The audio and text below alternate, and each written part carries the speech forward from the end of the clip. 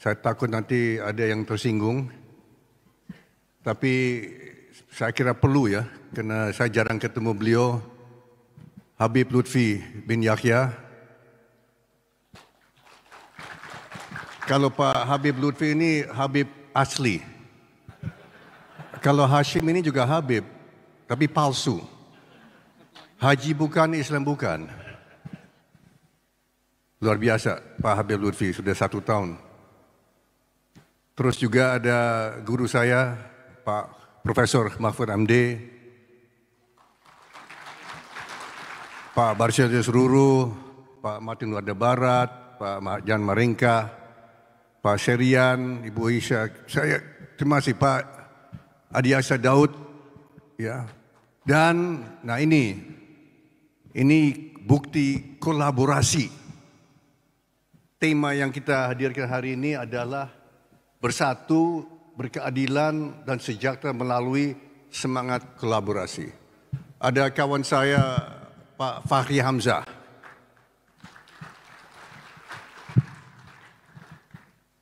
Beliau dari segi politik berasal dari partai lain. Dulu PKS, saya Kristen dari Gerindra, tapi kita bersahabat. Luar biasa ini. Dan sekarang lebih bersahabat lagi, lebih erat lagi. Para hadirin sekalian yang saya hormati, saya mau ucapkan terima kasih Pak Handoyo atas prakarsa menghadir kita semua. Kepada Pak Serian ya sebagai ketua, tadi ada, mungkin lagi sibuk urus acara ini. Terima kasih di tengah kesibukan kalian, bapak-bapak, ya sempat untuk mengurus ini, mengundang begitu banyak tokoh nasional. Kita hadir 1 tahun Formas, ulang tahun 1 tahun, ya kita ucapkan, semua kita ucapkan selamat ya atas 1 tahun. Tidak mudah untuk mempersatukan suatu organisasi dengan begitu banyak unsur. Namun saya kira kita hadir hari ini karena temanya sangat penting. Tadi saya dengar dari Prof. Mahfud, ini kolaborasi persatuan nasional sangat penting. Kenapa? Yang tadi disebut oleh Pak Handoyo itu sangat benar. Kita lihat di bumi ini sekarang begitu banyak negara yang pecah. Bangsanya, rakyatnya. Kita tidak perlu jauh-jauh. Saya sama Pak Prabowo ke New York beberapa minggu lalu. Beliau hadir acara sidang umum PBB, Majelis General Assembly PBB. Saya hadir juga bertepatan. Sama waktunya saya hadir sebagai utusan khusus untuk perubahan iklim dan energi. Saya hadir, ada 50.000 peserta yang hadir acara Climate Week, Minggu Perubahan Iklim, itu setiap tahun bulan September diadakan di New York. Dari 170 negara ada perwakilan, itu di luar PBB. Tapi di situ kita lihat negara yang sekarang yang pecah, masyarakatnya, rakyatnya, publiknya adalah Amerika Syarikat sendiri. Amerika Syarikat sendiri yang dari dulu jadi acuan kita, panutan kita, sekarang pecah. Sampai di sana tokoh-tokoh kalau bersuara dan beda dengan pemikiran aliran-aliran lain, langsung ditembak dan dibunuh. Ada anak muda 31 tahun yang bersuara untuk ide-ide konservatif. Namanya Charlie Kirk. Saya ikuti dia sejak 5-6 tahun. Anak muda 31 tahun. Anak luar biasa. Lepas dari kita sependapat dengan dia atau tidak. Tapi dia sendiri saya lihat, dia selalu mengajak pihak lawannya untuk berbicara, diskusi, untuk mencari titik kesamaan, negosiasi. Tapi ternyata pihak lawan dia tidak mau mencari titik kesamaan, melainkan mau memusnahkan dia, melenyapkan dia. Ditembak di depan ribuan orang. Itu ada di televisi, mengerikan, di YouTube ada. Ditembak langsung. Di situ kita lihat Amerika sekarang polarisasi. Kita sudah tahu banyak negara polarisasi. Suria, Lebanon, Irak, Yaman, Libya, Nepal. Sekarang saya lihat Maroko. Banyak karena tidak ada pihak-pihak yang tidak mau mencari titik kesamaan. Maka saya ucapkan ya, alhamdulillah, puji Tuhan. Betul Pak Mahfud. Indonesia ini kita masih beruntung Pak. Karena kita bersatu. Walaupun kita beda pendapat. Kita beda pendapat. Ada Pak Oso di sini. Ya, dari partai yang berbeda dengan partai saya. Tapi kita duduk bersama, kita cari titik persamaan. Supaya rakyat kita jangan dirugikan. Jangan sampai ada ribuan anak-anak bisa mati konyol karena pemimpinnya egoisme. Saya 33 tahun lalu saya berbisnis di negara Sudan. Saya 33 tahun yang lalu saya berbisnis besar di Sudan. Saya kenal pemimpinnya waktu itu, Jenderal Omar Bashir. Saya sering ketemu waktu itu. Saya sangat sedih. 33 tahun kemudian, Sudan hancur. Hotel Hilton yang saya kunjungi dan saya pakai waktu itu, saya nginep di sana, hancur. Gedung-gedungnya hancur, istana presiden hancur. Kenapa? Karena ada pemimpin-pemimpin Sudan begitu egois. Tidak mau cari, semua mau berkuasa.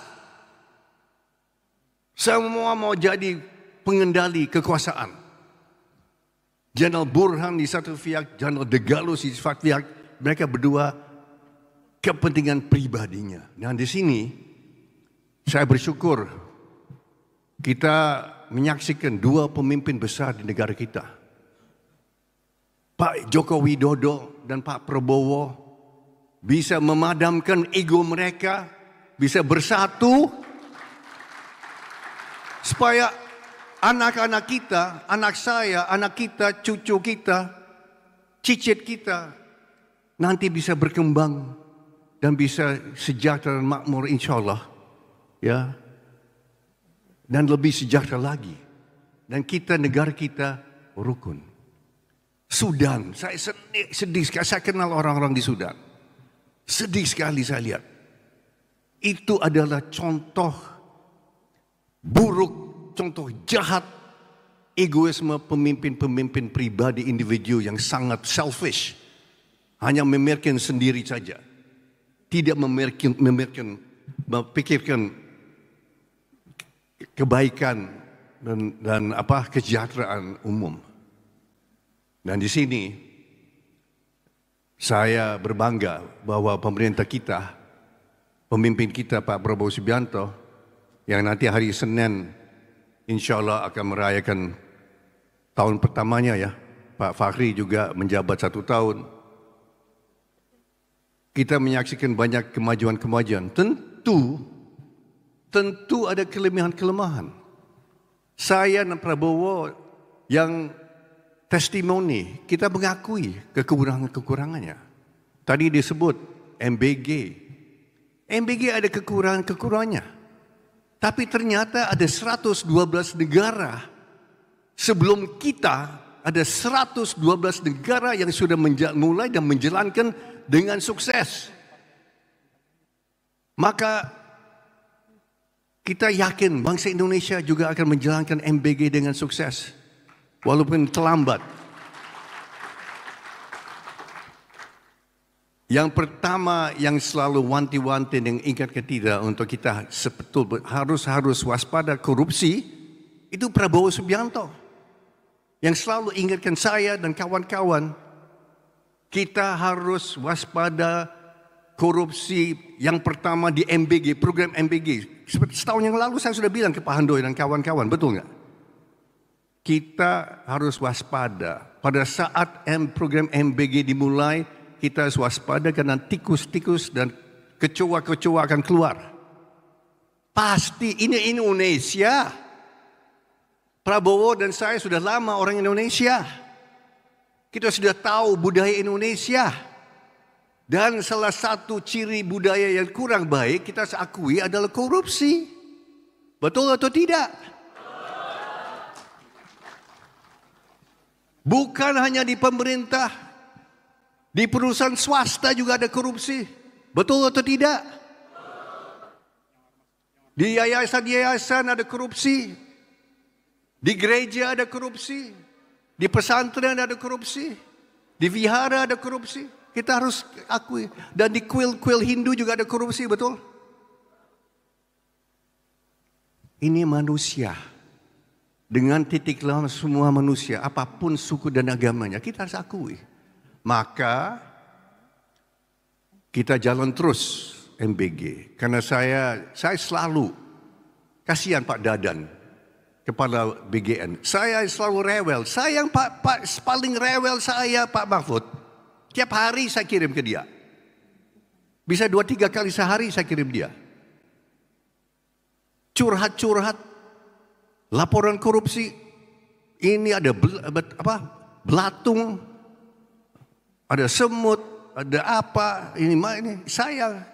Pak Dadan udah mungkin matanya dan telinganya udah penuh dari Hashim. Saya yang jaga. Jangan sampai ada kejadian. Pasti ada korupsi, kita harus. Namun dari ribuan kasus keracunan ada puluhan juta anak dan ibu sudah terima makanan luar biasa. Saya cek dengan seorang kiai dari Jawa Timur, teman saya, kawan Prabowo juga. Dia lapor ke saya, Pak, yayasan saya, pesantren saya menjalankan dan luar biasa, Pak. Luar biasa. Sekarang anak-anak disuruh orang tuanya bersekolah. Sekarang anak-anak minta ke sekolah yang dulu malas ke sekolah. Karena perut mereka semuanya terisi dengan makanan yang bagus. Dapat telur, ada yang dapat susu, dapat kelor, dapat tempe, dapat ayam. Bukan hanya nasi putih dan garam saja yang seperti mereka alami sebelumnya. 6 bulan lalu saya dipanggil ke istana bicara dengan Pak Prabowo. Maaf Pak Handoyo, mungkin sudah dengar 1-2 kali ini, jangan ini sudah jenuh dengar ya. Tapi karena Pak Mahfud belum dengar, ya Pak Ruru belum dengar, ya Pak Fahri belum, Pak Habib Lutfi belum dengar, Pak Adi Aksa Daud belum dengar. Saya mau cerita. Saya dipanggil istana, yang ngobrol-ngobrol dengan kakak saya, dia cerita sama saya, Syim, saya baru ditemukan ya, ada anak kecil, bocah namanya Naila. Anak kecil ini gak sampai berapa tahun umurnya, 45 atau berapa. Tinggal bersama 2 saudaranya dengan ibunya. Ibunya ditinggal suaminya. Ditinggal suaminya dan istri dan anak ini tidak diurus. Ternyata di Indonesia banyak berapa baba brengsek ternyata. 3 anak ditinggal dalam gubuk. Ibu mereka dapat penghasilan dari mana tuh? 600.000 rupiah per bulan. Gubuk itu saya sedih. Kaget. Waktu itu Pak Gus Ipul ya, Menteri Sosial kasih lihat ada paparan. Tapi saya dengar dari Prabowo. So Prabowo bilang, Sim, kalau bukan kita yang bantu mereka, siapa bantu mereka ya? Kita harus bantu mereka. Dan di situ lahir program Sekolah Rakyat. Sekolah Rakyat untuk Naila saudara-saudaranya dan Naila lainnya seluruh Indonesia yang ternyata banyak. Kita berikan kesempatan untuk the least of the least, the lowest of the low, yang tidak mungkin dapat kesempatan belajar. Kita berikan harapan bagi mereka. Itu yang Pak Prabowo waktu itu berkaca-kaca hampir nangis di depan saya. Kita harus bantu mereka, Syim. Kita di situ. Ya, kenapa sekolah Garuda? Sekolah rakyat. Sekolah rakyat ini bukan untuk anaknya Habib Lutfi, bukan. Bukan untuk anaknya Pak Handoyo, atau anaknya Pak Fakhri, atau anak Babinsa, bukan. Bukan untuk anak kepala desa, bukan untuk Kapolsek, bukan. Mereka semua sejahtera. Ini adalah yang di bawah mereka. Dan ternyata di bawah mereka banyak juga. So ini kita berbuat kan, kita merubah nasib jutaan anak-anak. Di samping itu ada program Sekolah Garuda. Sekolah Garuda ini untuk memberikan pendidikan khusus Science, Teknologi, Engineering, Mathematics, and Medicine untuk semua anak yang berbakat dan semua anak yang punya IQ tinggi. Itu boleh. Cucunya Pak Habib Lutfi boleh. Cucunya Pak Adiaksa boleh. Cucu kita semua boleh. Saya lihat semua di sini sudah sejahtera, saya lihat. Tidak ada prasejahtera di sini. Saya kira banyak yang lebih sejahtera dari saya lihat. Ya lebih gemoy lah. Kan nggak boleh kurus. So ini prestasi-prestasi. Tujuan kita adalah untuk memberikan makanan gratis untuk 82 juta jiwa. 78 juta anak, sekolah, anak prasekolah, dan 4 juta anak-anak dalam rahim ibunya yang belum lahir. Kalau ternyata banyak ibu-ibu yang miskin melahirkan anak-anak yang cacat, itu ada data. 50.000 anak setiap tahun lahir dengan mental atau tubuh tidak sempurna, disabilitas, atau dengan kata dulu namanya cacat. 50.000. Dan itu tercatat dan banyak yang tidak tercatat. Catat karena ibunya miskin, tidak dapat nutrisi yang baik. Kita bertekad untuk memberikan semua ibu-ibu di Indonesia yang mengandung dapat makanan yang bergizi, nutrisi yang baik. Ini adalah program investasi, bukan program konsumsi. Anak-anak kita adalah modal. Modal yang kita harus pelihara, kita rawat, dan kita harus perbesar, dan kita harus mendidik. Itu ada investasi. Dan di sini ada program-program yang besar untuk hemat kebocoran-kebocoran, menutup kebocoran. Pak Prabowo sudah bersumpah akan berantas korupsi. Dan sudah ada program-program dan nyata, aksi nyata, tindakan nyata.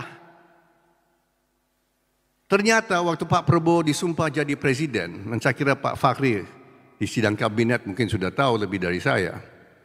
Ternyata dilaporkan bahwa ada 3,7 juta hektar hutan lindung dan taman nasional dirampas, dicuri dari pengusaha-pengusaha nakal, dan ditanami 3,7 juta hektar kebun sawit.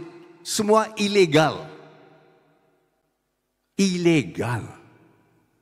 Tidak bayar pajak, tidak bayar pajak bangunan dan bumi, tidak bayar retribusi, tidak bayar royalti, tidak bayar. Negara dapat nol besar. Dan ini berlangsung bertahun-tahun. Jaksa Agung, Kepala BPKP, dan penegak hukum melapor ke Pak Prabowo. 3,7 juta hektar tanah ilegal yang sudah berlangsung belasan tahun. Saya dengar Pak Fahri udah tahu ya. Terus mereka minta petunjuk, bagaimana Pak? Petunjuk Bapak bagaimana? Pak Prabowo kaget, suruh dikaji lagi. Kalau benar begitu, harus ada tindakan. Dan memang sudah ada tindakan Bapak-bapak, Ibu-ibu. Dan saya bisa laporkan sekarang hari ini, saya dapat kabar dari dia. Sekarang sudah semuanya 3,7 juta hektar sudah dikuasai kembali oleh negara. Dan negara akan dapat pajak, retribusi, penghasilan, semuanya yang hak negara kita akan dapat. Nyata.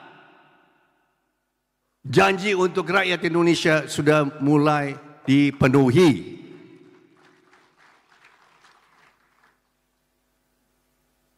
Ada sekarang aksi nyata memberantas mafia migas. Orang yang dulu mungkin dianggap kebal hukum sudah mulai dicari-cari dan sudah ditangkap. Sudah belasan ditangkap dan saya dengar sudah mulai sidang. Saya kira Pak Mahfud MD yang paling senang nanti.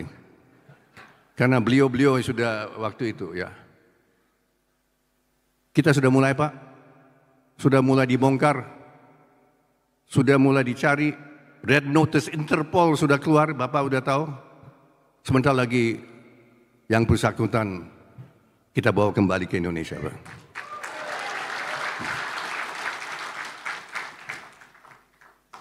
Saya ditelepon beberapa bulan, saya maaf ya, mungkin beberapa kawan sudah dengar. Pak Prabowo telepon saya malam minggu. Berapa bulan lalu. Saya lagi di tempat tidur jam 10 malam minggu. Syam, kamu ngapain? Saya di rumah, lagi baca buku. Ini malam minggu, enggak jalan-jalan. Enggak, istri saya di luar kota kok. Saya ya baca buku. Kenapa telepon? Saya mau cerita aja, saya baru mau disogok orang. Oh ya? Disogok orang. Berapa dia tawarkan? 1 miliar. Oh, 1 miliar. 1 miliar rupiah. 1 miliar dolar kamu. Ya Pak Fahri udah dengar ya ceritanya. Saya buka aja. Orang-orang nekat, presiden kita mau disogok 1 miliar dolar. So what did you say? Yeah, I told them to. Saya nggak boleh sebut apa gitu. I told them to. Ya berdengar ya, ngerti kan? Enggak, ini begini loh. Dan saya mau sampaikan berapa bulan kemudian, saya datang ke kakak saya. Kamu mau disogok 1 miliar dolar? Kamu suruh pergi. Saya baru mau disogok 1,5 miliar dolar. Demi Kristus Yesus Pak. Saya orang Kristen Pak. Habib Hashim. Saya bukan pejabat, mau dikasih 1,5 miliar dolar. Saya hitung-hitung 25 triliun Pak. Saya. Dan waktu saya menolak Pak Mahfud, saya lihat dia kaget. Saya lihat mukanya, kaget gak percaya. Itu yang menyangkring saya Pak, saya bisa menolak. Ya Pak Handoyo, kita orang beriman ya. Saya kira Tuhan kita yang menolong. Tuhan kita menolong. Ini perjuangan yang kita hadapi. Kita berbuat baik atau coba buat, setan-setan datang Pak. Setan datang ke Prabowo, tapi ternyata Tuhan Yang Maha Kuasa juga melindungi dia. Tuhan jaga saya. Ini yang kita hadapi, ancaman bangsa Indonesia hadapi. 3,7 juta hektar dirampas dari penjahat-penjahat. Sekarang saat ini tambang-tambang ilegal lagi dikuasai kembali. Mafia migas sudah mulai dibongkar. Tapi penjahat-penjahat tetap ada. Mau sogok presiden, mau sogok adik presiden, mau sogok yang lain-lain. Kita harus waspada.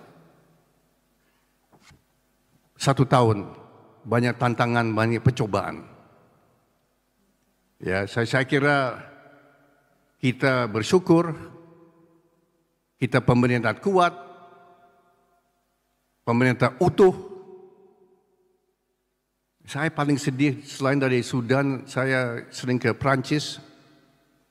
Negara Prancis pemerintahnya berantakan.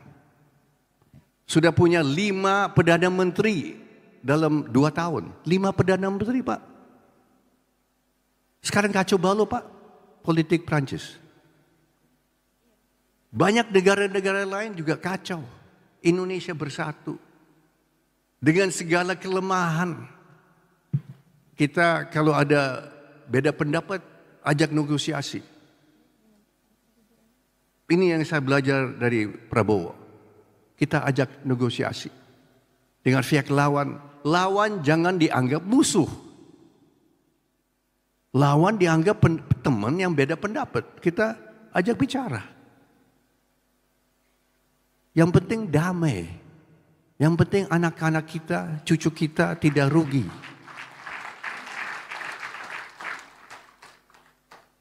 Ancaman-ancaman yang kita lihat juga intoleransi.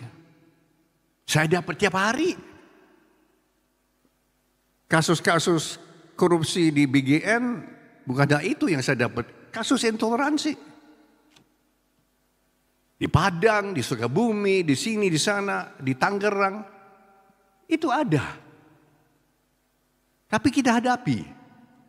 Nothing is perfect. Yang penting penegak hukum ikut memberantas intoleransi.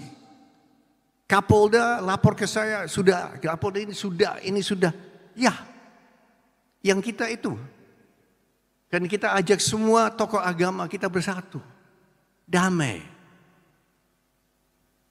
Yang akan menghakimi kita itu di akhirat.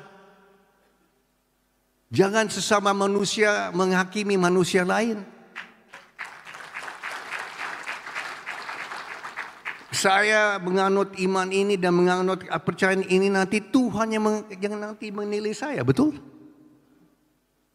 Kalau saudara mau pilih jalur lain, silahkan. Nanti di akhirat Tuhan yang menghakimi sesuai dengan kita masing-masing. Jangan saudara kita di bumi kita menilai sesama manusia. Karena yang tahu dosa-dosa kita itu hanya satu. Tuhan, betul? Iya enggak? Saya juga tahu, saya tahu dosa saya. So ini, yang penting damai di Indonesia. Yang penting rukun. Dan untuk terima kasih Pak Handoyo, Pak Serian, panitia semua bisa hadir kita semua supaya kita ingat. Ya. Nah, salah satu tugas Formas menurut saya waktu itu bicara mengawal, mendampingi pemerintahan. Kekurangan-kekurangan pemerintahan dilaporkan kepada pemerintah. Ya, kekurangan-kekurangan di bidang perumahan lapor ke Pak Fahri Hamzah dan Pak Ara Sirait. Kekurangan-kekurangan korupsi di bidang lain lapor. Kalau tidak ada tindakan, lapor ke saya. Kan saya nanti lapor ke presiden. Itu yang seharusnya. Ya. Berikan waktu untuk perbaikan. Ya. Lapor ke ombudsman. Ombudsman ada berapa? Banyak ombudsman, stafnya banyak. Ya. Tadi Pak Adi Gunadi kan ada yang mau lapor, Pak Handoyo melapor ada kasus apa. Ya, ikut jalur-jalur yang resmi dulu Pak. Nanti ke saya. Kalau resmi-resmi ini gak jalan, lapor saya. Kan begitu. Jangan semua lapor ke saya semua, itu satu gunung laporan. Saya nggak ada waktu. Saya nggak ada waktu untuk urus. So ini tugas, misi dari Formas mengawal dan menjaga kalau ada kasus korupsi dari awal saya sudah bilang setahun lalu. Dipantau, diamati, lapor. Kita lihat. Ya. So ini. Ya maaf ya, kalau presiden kita mau disogok $1 miliar, dia tolak. Mau dikasih $10 miliar, dia juga akan tolak kok. Dia dikasih $100 miliar, saya yakin dia akan tolak. Nggak bisa. Prabowo nggak bisa. Mudah-mudahan juga saya nggak bisa. Ya, insya Allah, insya Yesus. Itu anak saya. So ini tugas Formas. Ya, saya lihat tokoh agama, saya lihat akademisi, saya lihat mantan tentara, mantan polisi. Tugas kita adalah untuk menjaga, mengawal, mendampingi, memantau, surveillance. Dan itu kita jalankan tiap hari. Yaakob Balan, ini salah satu tokoh Hindu yang membantu saya. Tiap hari kasus-kasus. BGN kita pantau, Pak Dadan kita undang, Pak Dadan kita akan undang lagi. Harus fair, jangan fitnah. Fitnah. Kalau dari agama Pak, fitnah itu paling keji Pak ya, Pak Habib. Jangan fitnah dengan niat yang jahat. Kalau ada laporan harus diperiksa dulu. So, saudara-saudara, bapak-bapak, ibu-ibu, para hadirin sekalian, terima kasih. Kehadiran kalian semua menunjukkan kalian peduli dengan keadaan bangsa. Ya, keadaan bangsa tidak semua sempurna, tapi kita on the right track. Tujuannya kita mulia, Indonesia sejahtera. Ada terakhir dari saya berbangga dengan lagu kebangsaan Indonesia Raya. 3 bait. Kita selalu nyanyi yang pertama ya, stanza pertama, bait pertama. Pada intinya di situ diserukan Indonesia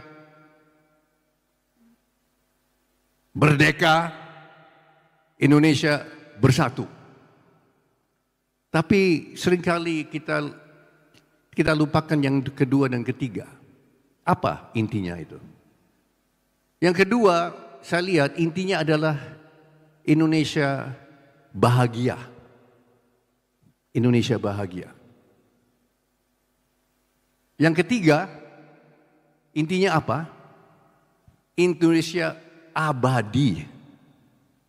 Indonesia merdeka, Indonesia bahagia, Indonesia abadi.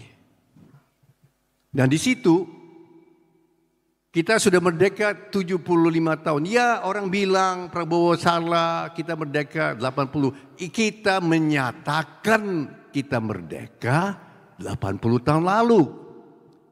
Tapi kemerdekaan kita baru diakui oleh dunia internasional tahun 50. Itu fakta sejarah.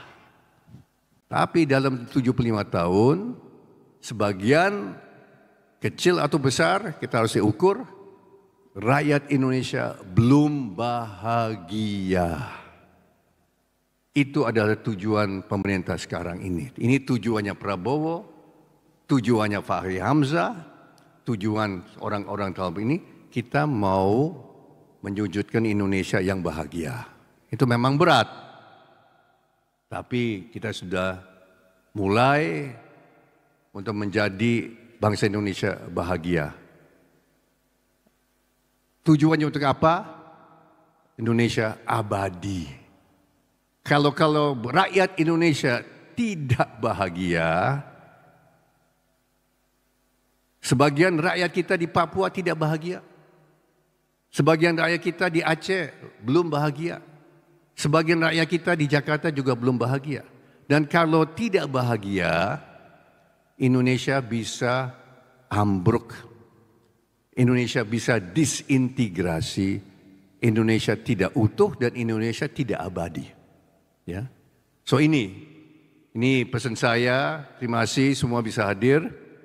Kita tetap menjaga kerukunan, kita menjaga keutuhan. Ya, tadi sudah disebut Pak Handoyo, zaman modern ini dunia maya, sosial media sangat potensi bagus, tapi sangat berbahaya. Karena ternyata bukannya di Indonesia saja Pak Handoyo, di Amerika orang juga percaya. Apa yang mereka baca langsung itu dipercaya. Kita sudah tahu sebagian news atau opini di dalam dunia maya itu palsu, itu hoax, fitnah. Dan di situ tantangan utama. Bagaimana bisa supaya rakyat kita tidak hasut, ya, dihasut, difitnah, ya, ada ajaran kebencian. Itu tantangan kita. Saya sekira begini cukup lama, maaf tadi nggak ada yang potong saya. Ya, maaf. Saya juga ada acara lain. Ya, masih ada 15 menit, so nggak apa-apa. Tapi saya kira demikian dari saya, cukup lama, maaf ya. Dan terima kasih semua bisa hadir, Pak Mahfud MD, Pak Ruru, semuanya, Pak Oso, kawan-kawan semua. Maaf kalau saya nggak bisa satu persatu. Tapi saya berharap tahun depan kita ketemu lagi. Ya, dalam satu tahun kemudian lebih banyak aset-aset dicuri oleh penjahat, nanti kita kembali ke negara. Ya, pendidikan lebih bagus. Naila nanti akan dapat pendidikannya lebih bagus. Teman-temannya Naila akan lebih bagus. Ibunya Naila dapat rumah yang layak, ya Pak Fahri. Ya, bukan di gubuk, dalam rumah yang layak. Ya. Maaf, 1 menit lagi saya mau jelaskan program Pak Fahri yang dipimpin Pak Fahri dan Pak Ara Sirait itu untuk menciptakan, membangun jutaan rumah, ya, jutaan apartemen dan rumah yang layak, yang modern. Itu salah satu tujuan utama dari pemerintah kita. Terima kasih Pak Fahri bisa hadir dan terima kasih ya perjuangan Anda. Kita semua tahu itu. Terima kasih. Saya kira demikian dari saya. Tuhan Yang Maha Kuasa memberkati semua. Wassalamualaikum warahmatullahi. Shalom. Om Shanti Shanti Shanti Om. Sadu ya. Itu baju. Saya lihat orang Hindu lagi. Terima kasih. Terima kasih Pak Hashim Joyo Hadikusumo.